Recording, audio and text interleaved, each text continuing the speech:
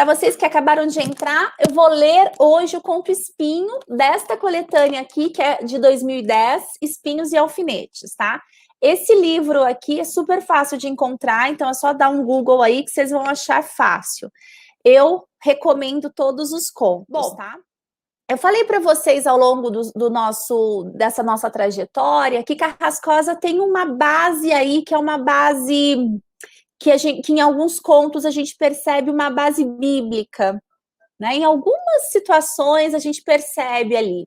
Então, aqui começa muito parecido com o Gênesis da Bíblia. Então, olha, no princípio era o silêncio dos morros, uns de pedra, outros pontuados de capim. E eu não conseguia ver muito à distância. Os olhos poucos para abraçar aquelas grandezas. Se a gente for lá na Bíblia, a gente vai saber que no princípio era o caos. E quem ordena esse caos, né? É Deus que vai colocar a água nas águas, o céu no céu, vai ordenando dia após dia, né? Esse caos até virar, né? O mundo. Lá na Bíblia está escrito assim. E o que nós temos aqui? Nós temos um narrador dizendo que no princípio era o silêncio dos morros, uns de pedra, outros pontudos de capim. E eu, narrador em primeira pessoa, esse no caso quem está contando para nós, e eu não conseguia ver muito à distância. Os olhos poucos para abraçar aquelas grandezas. Então aqui a gente tem um narrador dizendo que para ele no início era morro de pedra e morro de capim. E os olhos dele não estavam preparados, eles eram pequenos demais para conseguir contemplar aquela grandeza, para conseguir abraçar aquela grandeza. Mas como se soubesse de mim mais do que eu, André estava ali para me ajudar. E eu via maior se ele estivesse perto, mesmo no estreito do Milharal, quando íamos no Lago do São Tomé, as folhagens sufocando o caminho, e de repente, com sua voz, de menos menino, ele dizia: "Olha, já tem espiga." E aí eu a via no relance da descoberta, e ele puxa para frente, me ensinando a colher a inesperada alegria. Chegávamos no São Tomé, o lago quieto, as pequeninas árvores nas suas beiradas, a serra fundo, sem fim, se deitando em camadas. Não cabia em meu olhar aquela beleza. E André, sentado na grande pedra, dizia: "Primeiro você tem de ver tudo de uma vez." Eu então olhava o horizonte e depois ele completava: "Depois vai vendo de pouquinho." O convite para enxergar as miudezas. Então, se na Bíblia nós temos Deus, lá no Gênesis, que vem organizar o caos, quem vai ensinar esse narrador, em primeira pessoa, a enxergar é o irmão, o André. Né? Então, ele vai organizar, vai ensinar, não é mais um morro de pedra e um morro de capim. Primeiro você vê tudo, depois você vai vendo as minúcias. Então, eu então olhava o horizonte e depois ele completava. Depois vai vendo de pouquinho o convite para enxergar as miudezas. E aí eu me esquecia de mim. Me via nas montanhas azuladas, no ipê, levitando junto à casa grande da fazenda, no fiapo de fumaça que saía de sua chaminé, no tufo branco de uma nuvem, nos seixos diante de nós, nos meus pés, aonde, por fim, meus olhos, recolhendo-se, chegavam. Então, reparem que quando esse menino aprendeu com o irmão a olhar as miudezas, ele passou a estar lá. Então, não era mais a montanha de pedra, não era mais a montanha de capim. Ele se colocava corporalmente lá. Ele se via nas montanhas azuladas, no ipê levitando, a casa grande da fazenda, no fiapo de fumaça que saía da sua chaminé, no tufo branco de uma nuvem. Então, reparem que agora não é mais só o olhar, é um olhar contemplativo, um olhar meditativo, que é uma marca do Carrascosa. Mas vamos continuar. Meu irmão e eu, sempre no vai-vem da vista, bom era brincar com ele, ou fazer o que o pai pedia, consertar a cerca, varrer o terreiro, apanhar erva cidreira. Vem, me ajuda, André dizia. Gostava da companhia, mesmo dos cachorros, o Deco e o Lilau, e se punha no que fazia plenamente. Eu lembro a vez em que estávamos armando marapuca, agachados na terra batida, e ele se levantou e disse: Veja, veja! E eu ergui os olhos, e era o céu azul sobre as nossas cabeças. Tão lindo! O céu de todos os dias, mas para se ver diferente, o céu que tirava o peso da gente no seu flutuar. Reparem, o céu de todos os dias, mas era tão lindo, e era o céu que tirava o peso da gente no seu flutuar. Então agora o céu é visto de uma forma diferente. Então esse menino já tinha aprendido com o irmão como é o olhar. Com o André, o mundo se mostrava em novidades. O mundo acordava. E os dias, qualquer um e todos, eram dias de lembrar o que os olhos esqueciam no costume de ver demais. Como na manhã em que tia Teresa apareceu de visita. Tínhamos ido no pasto e lá as vacas vagavam ruminando entre os cupinzeiros e o sol subia de trás dos morros. As araras deixando no ar o seu rastro ruidoso. O André no seu desejo de crescer.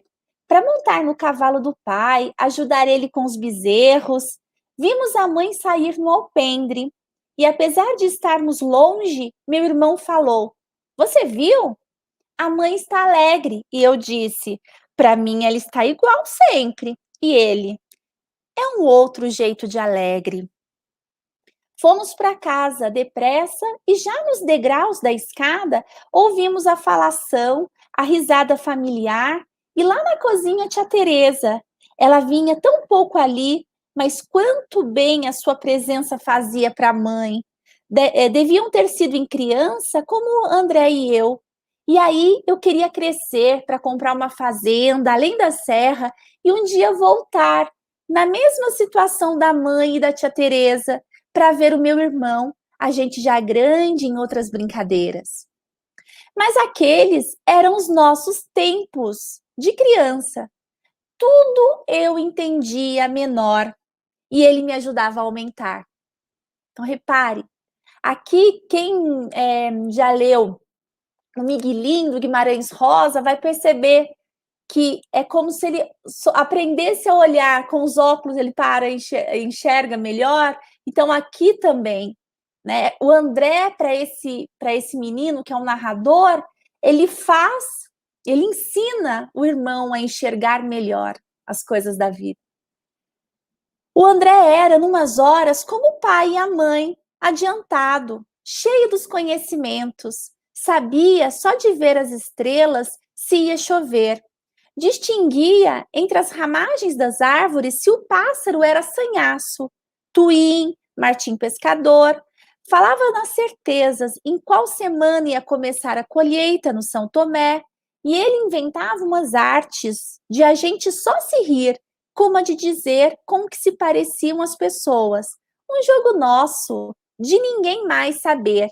O pai parece o sol do meio-dia, forte. E a mãe, André? A mãe tem olhos de jabuticaba. E a tia Teresa? A tia Teresa ela é a maritaca, mais barulhenta. E o vaqueiro João? Olha bem para ele, o vaqueiro João tem cara de tatu-peba. E os cachorros, André?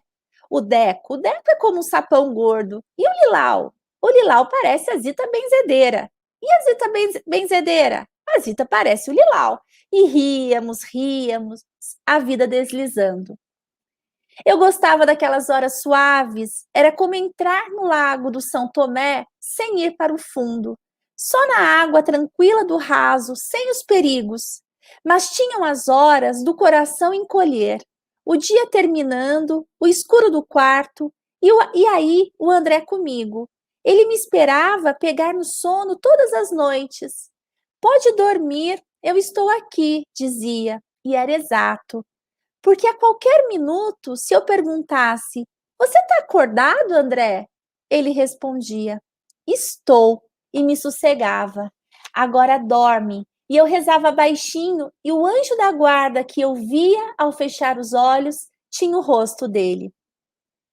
Oi, Ereni, Taquara. Nossa, que prazer, que maravilha! Seja bem-vinda. Bom, e o anjo da guarda que eu via ao fechar os olhos tinha o rosto dele. E me surgiam os sonhos, uns retalhos misturados de coisas acontecidas. Às vezes, uma história nova, inteirinha.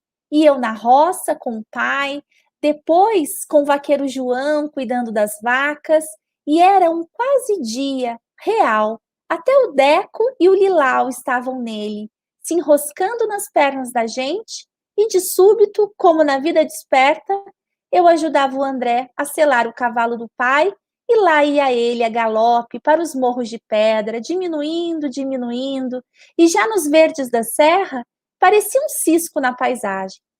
Mas num abrir de olhos, ele reaparecia como se feliz do passeio no meu sonho e chamava: Vamos, já tem sol. A manhã se espalhava em tudo, clareando os campos. A manhã igual a que eu vira dormindo. A gente levantava sem ninguém chamar, como os pássaros naquela felicidade de voar. E as vacas e os bezerros e os cavalos todos de pé, assim eles dormiam, porque ao acordar já estavam prontos, o mundo recomeçando. Mas enfiado nessas horas, como cobra na moita, lá estava o mal, guardando-se, e aí, quando a gente, num descuido, ele saltava do bem onde se escondia, e vinha e era como se amanhecesse, não o dia em tudo, no seu normal, mas a noite sem estrelas, sequer os vagalumes, os grilos, a noite que doía feito um espinho no pé. Veio a notícia de que o Zico, filho do seu Manuel, dono do São Tomé, tinha se afogado no lago. Pai conhecia ele, tinha ido no seu batismo, uma festa de muito boi no espeto, músicos da cidade. O tempo das perdas saía de uma margem e ia até outra. Era a vez do seu Manuel. O pai contava outro dia mesmo se recordara dela. Por sua raridade, as famílias da redondeza juntas na celebração, mas aí parou secamente de falar. Parecia que se molhava em outras lembranças. A mãe dizia em choro: podia ser um dos meus meninos, e abraçava a gente. Vocês não vão mais no São Tomé, entenderam? Até o Deco e o Lilau estavam em hora estranha. Eles também sabiam das coisas. Veio o temporal, desses que se formam maneiros entre as nuvens, e quando se vê, sendo ainda dia, já o horizonte escureceu, e tudo com sua água e ventania, ele desordenou no nosso olhar. As telhas do estábulo, o poste de luz tombado, o lameiro à porta da casa e o triste maior. Um raio matara 2 bezerros que o pai ia vender no Natal. Quando a chuva sumiu tão rápida como viera, fomos ver mais de perto o seu recado. O vaqueiro João cutucava com a vara de bambu um dos bezerros que não se movia, como se dormisse no capim. O pai triste no seu espanto. E teve a vez do roubo na casa da tia Teresa. Ela vivia no sítio do Água Rasa, além da Serra das Pedras, um lugar que mãe dizia ser lindo, com uns espelhos d'água para o céu, o sol, os pássaros, a natureza de cima se admirava neles. Mas perto de uma estrada de muito sobe e desce. A tia Teresa tinha ido com o tio Alceu na cidade para umas compras e, voltando antes de entrar no sítio, viu espalhadas umas coisas suas, reconhecíveis: roupas, travesseiros, panelas, na casa um rebuliço, quase tudo Até a estatueta de Nossa Senhora tinha sumido. A tia Teresa sofria quando veio contar para a mãe. Estava no seu avesso. Oi, Jaque, tudo bem? Boa noite. Mas indo embora, falou uma grandeza. Não tinha mais o que perder. E era bom não ter as coisas porque a gente ficava infeliz com elas, o medo de sumirem. Agora podia ser feliz de verdade. E deu uma risada e era de novo a tia Teresa.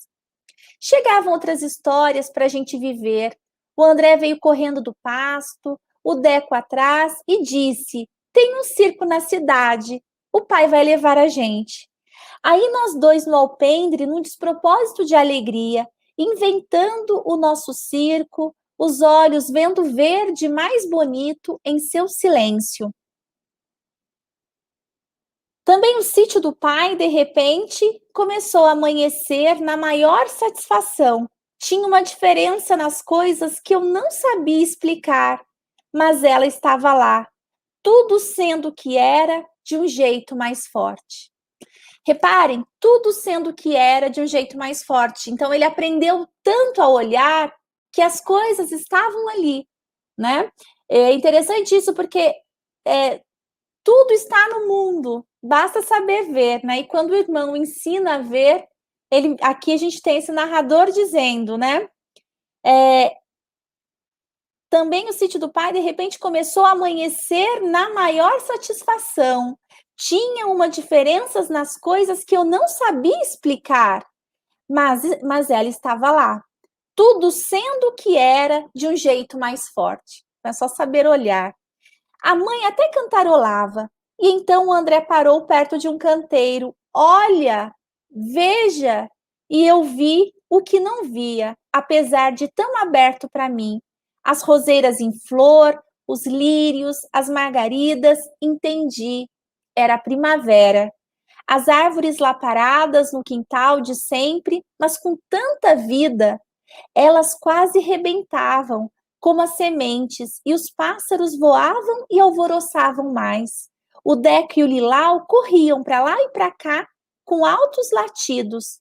Eu percebia as mudanças, mas não sabia que eram mudanças. E descobrir com o André daquele jeito me dava um susto bom. E aí me vinham umas vontades novas. Vou pegar uma rosa para a mãe. E sem a mãe saber, um dia voltamos ao lago de São Tomé e sentamos lá na grande pedra para ver a serra. André quis entrar na água. Vem! E eu fui. E entramos. Ele nadou até o meio e me acenou à margem sob a sombra das árvores. E eu lembrava do filho de seu Manuel. Meu coração doloria. Ali onde a gente se alegrava, o Zico morrera. No outro dia, acordei antes do meu irmão. Ele ressonava barulhento. Chamei, vamos, já tem sol. E ele resmungava, queria o sono. A mãe desconfiou. A mão na testa está queimando. Fez um chá e pediu, fica aqui com ele. Os dois no quarto, uma hora diversa. Não estávamos habituados a ficar dentro. A gente era de lá fora. André tentou se erguer, mas não conseguiu. Então falou: me ajuda, abre mais a janela. E eu abri, e vimos as montanhas azuladas no aperto daquele espaço, com fome de se abrir para o seu tamanho certo de amplidão. Que saibamos reconhecer o André perto de nós, que alarga o horizonte. Exatamente, Adriana. Que lindo isso. As montanhas azuladas, no aperto daquele espaço, com fome de se abrir para o seu tamanho certo de amplidão. André rejeitou o almoço. Tô sem fome. Tô sem fome, mãe. Era o enjoo, a estranha canseira. À tardinha, pai foi buscar a Zita benzedeira. A Zita, cara do Lilau. Eu me animei quando ela chegou. O André não estivesse doente, me olharia daquela sua maneira e eu riria com ele, a nossa brincadeira. Zita fez a reza, garantiu melhora e se foi. Mas na noite funda, André gemeu. tremeu. Tá muito frio, mãe. Murmurou umas desordens. O vaqueiro João, o circo, o ipê do São Tomé misturava lembranças com invencionices. O sol saindo.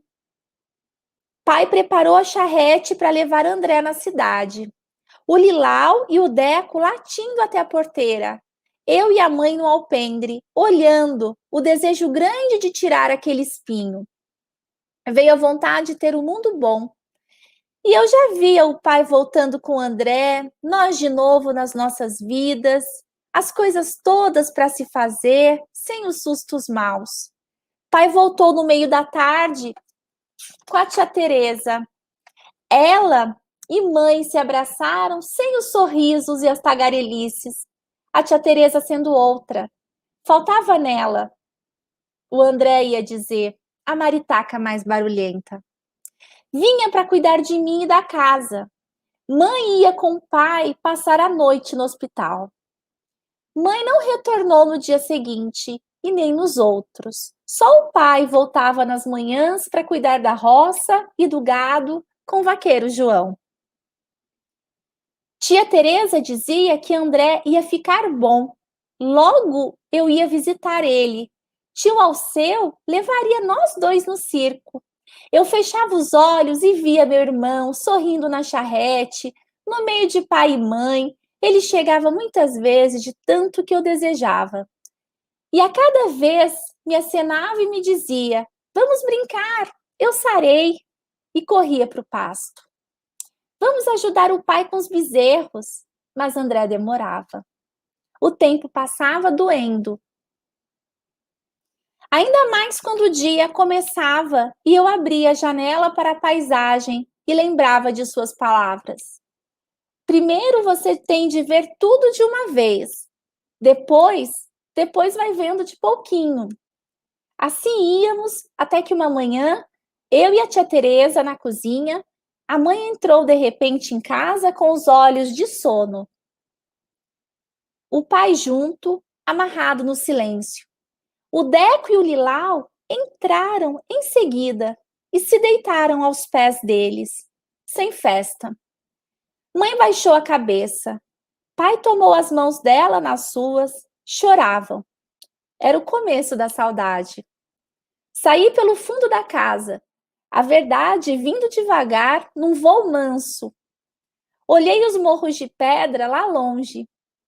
O capim nas encostas, as montanhas azuladas. Sem o André, quem iria me ajudar a ver aquela imensidão? Então, esse conto, ele chama Espinho, né? E ele está na coletânea Espinhos e Alfinetes. Então, aqui já dá para vocês imaginarem, para quem não conhece a obra, que são espinhos da vida, né? Alfinetes que nós enfrentamos inevitavelmente na vida. Mas o que é mais bonito disso tudo aqui é como esse menino, né, como esse menino aprende a contemplar e como isso passa e como isso vai nutrindo, né? Repare que mesmo na dor, ele não via mais apenas um morro de pedra, outros pontudos de capim. Ele no final, mesmo sem o irmão, olhei os morros de pedra lá longe, o capim nas encostas, as montanhas azuladas. Sem o André, quem iria me ajudar a ver aquela imensidão? Então aqui, volta ao que era antes, mas ele sabe que ele precisa... O irmão, todos os dias, ao abrir a janela, ele se lembrava do que o irmão falava. Primeiro você tem de ver tudo de uma vez. Depois vai vendo de pouquinho. Que nós saibamos ver a vida assim, né, gente? Sobretudo nesse mundo que a gente está vivendo agora, né? Então, Carrascosa aqui é assim, intenso, como ele é, né? Mas ao mesmo tempo extremamente poético. Muito. Na semana passada eu falei para vocês de uma visibilidade, a visualidade. Eu não sei vocês aqui, mas lendo, quando eu leio para vocês, provavelmente vocês jogaram com o que vocês tinham de repertório, de memória, de de vida e fizeram aí, conseguiram compor aquele Lago São Tomé, o alpendre da casa do André, né, o morro, eles brincando no pasto, eles tocando as vacas, tudo isso vai nos ajudando a perceber a presença viva que emerge na página. Por isso, gente, que a gente fica muitas vezes com olhos cheios de lágrimas, assim, vem uma emoção, uma coisa, porque é como se nós compartilhássemos daquilo, naquele instante, né? É um conto em que o narrador personagem se lembra dos episódios e faz essa reflexão, né? O mal num canto do bem ali, uma hora ele dá o bote, né? E ali o mal foi a morte do irmão, né? Essa morte inesperada, né, que veio. E a sugestão, a forma como esse narrador traz essa morte, né? A forma como os pais, em silêncio, dizem. Lembra que eu falei para vocês, o silêncio diz muito. Então, quando a mãe chega com o pai, ele diz: mãe baixou a cabeça, pai tomou as mãos dela na sua, choravam. Era o começo da saudade. Saí pelo fundo da casa, a verdade vindo, devagar, num voo manso. Olhei os morros de pedra lá longe, o capim nas encostas, as montanhas azuladas. Sem o André, quem iria me ajudar a ver aquela imensidão? Então, quer dizer, a dor abafada não tem discurso. Ninguém fala, mas é a dor, eles sentem, né? Então, eu continuo falando aqui que é uma marca do Carrascosa, esse silêncio, é uma marca do Carrascosa, essa presença vida que emerge. Você me transporta para viver as histórias com seu estilo de leitura. Obrigada, William. Que maravilha. O William não perde as lives. Obrigada. Bom, eu acho que não tem nem como perguntar se vocês gostaram. De novo, a força da literatura em trazer a cena viva.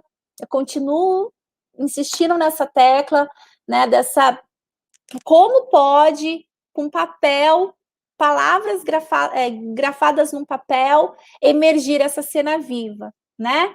E isso acontece, né, por meio de uma escritura que se faz pela visualidade, pelos sentidos. A gente, lendo isso, é possível compor todo aquele cenário. A gente consegue imaginar aquele lugar, não só visual, mas como se nós estivéssemos ali. Da mesma forma que o André, quando o irmão aprendeu a olhar, ele passou a estar no lugar, todo o corpo dele projetado no lugar que ele aprendeu a olhar, nós também. Então, a leitura nesse aspecto é corporal, porque nós nos colocamos ali. Então, não é só ler, não é só uma questão de ler e interpretar, é uma questão de corpo. Vários momentos das leituras, lendo a obra de Carrascosa, eu choro, assim, sai lágrimas dos meus olhos de tamanha emoção. E eu sempre me pergunto, olha a força da presença, o impacto que isso tem nos corpos, nos nossos sentidos, nos afetos, tá bom? Obrigada por mexer, né, Cida? Exatamente, quando a gente lê Carrascosa, a gente é mexido. Sai ali alguma coisa da gente. E perder o irmão aí. Eu me lembro quando eu estava. Uma vez eu comprei um livro do Carrascosa, que é esse livro aqui, Elegia do Irmão. Nem sei se meu irmão tá aí, às vezes ele tá, mas ele não é inscrito no YouTube, então ele não aparece aqui, mas às vezes ele me assiste. Elegia do Irmão, eu comprei esse livro e fui ler no avião. Eu ia viajar, vou ler esse livro. Gente, eu chorava, mas eu chorava tanto, porque aqui é a história de uma irmã, que é muito parecido com o conto Dora, até comentei na semana retrasada. E aqui é um irmão que celebra a vida da irmã enquanto ela estiver viva, porque essa irmã está com uma doença grave. E era uma irmã, não tem uma irmã, mas eu não conseguia parar de chorar no avião, porque o tempo todo eu ficava pensando no meu irmão. E ali eu ficava assim, eu chorava tanto que meu marido falava assim para mim: "Para de chorar, não consigo". E assim, aí eu parava o livro. Daí quando eu ia para a praia, tava todo mundo na praia, eu lendo e chorando. Então assim, mexe muito, né. E aí, naquele momento, eu nunca tinha parado para pensar o que seria da minha vida se eu perdesse meu irmão. Nunca, nunca me passou. Já passou de perder minha mãe, meu pai, seria, mas eu lembro que eu liguei para minha mãe e falei: "Mãe, tô lendo um livro, eu penso tanto no meu irmão que eu não consigo terminar o livro". De medo mesmo, de uma sensação de: "Olha o que eu sentiria se isso acontecesse". Então por isso que a literatura, assim, quando você fala "Obrigada por mexer", é porque a literatura, de uma certa maneira, ela nos coloca para viver uma um sentimento que que a gente vive sabendo que está protegido, sabe. É igual quando a gente tem um pesadelo e acorda e fala: "Ai, graças a Deus, foi só um pesadelo". Então, mais ou menos, a literatura, ela nos coloca situações para viver que a gente sabe que está dentro da literatura e que se a gente fechar a página, isso a gente vai parar de viver aquilo, mas de uma maneira é uma forma de você, enfrentar alguma coisa, já ir enfrentando alguma coisa e se colocando, e talvez aí esteja, né, como a gente melhora, porque a gente se coloca no lugar do outro. Eu não vivi isso, mas olha quem já viveu uma situação de perder o irmão, a irmã, o que que é, né. Então nesse aspecto, é uma celebração, né, quando eu vejo meu irmão, assim, abraço, eu não tenho tanto contato com meu irmão, ele mora em outra cidade, mas, assim, quando eu vejo abraço, assim, eu tenho medo de perder meu irmão, né. É um prazer muito grande mesmo ter toda semana aqui umas 10, 15 pessoas para conversarmos sobre algo, né, que tanta gente vai dizer: "Ah, besteira literatura", né, mas quem acompanha e quem lê sabe, né, que a literatura é a nossa forma de nós mostrarmos que o seu sentimento também é meu, né, de nós nos irmanarmos, né, nisso tudo que é o afeto.